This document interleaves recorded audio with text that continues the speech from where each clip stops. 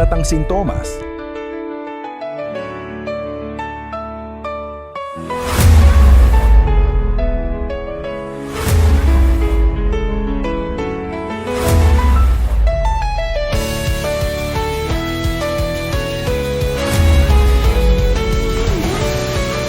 Nagsasalita ang katawan sa pamamagitan ng mga sintomas. Huwag itong ipagwalang bahala.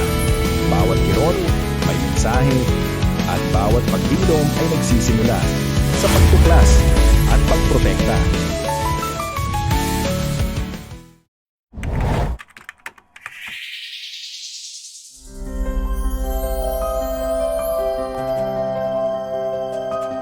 Sa loob ng ating katawan, nagsisimula ang paghahanap sa sagot ng UTI sa isang simpleng pagsusuri, ang ihi.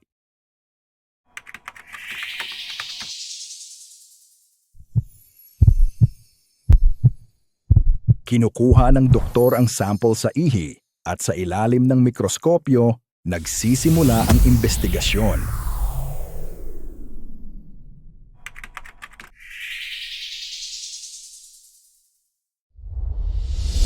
May mga white blood cells ba? Bakterya? Lahat ito ay mga pahiwatig ng impeksyon.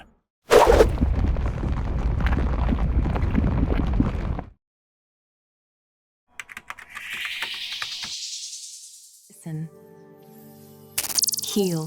Kung mas komplikado ang kaso, isinasagawa ang urine culture and sensitivity test para malaman kung anong gamot ang makakatalo sa bakterya.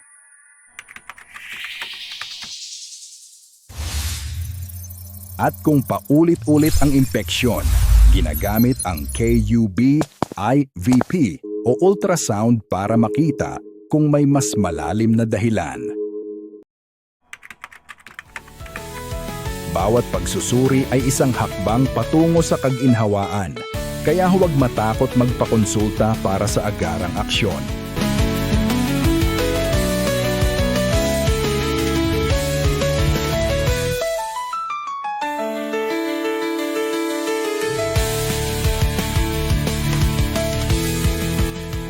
Para sa dagdag kaalaman, sundan ang One Pag-asa. Kidneys alagaan natin. Palaging mag-ingat.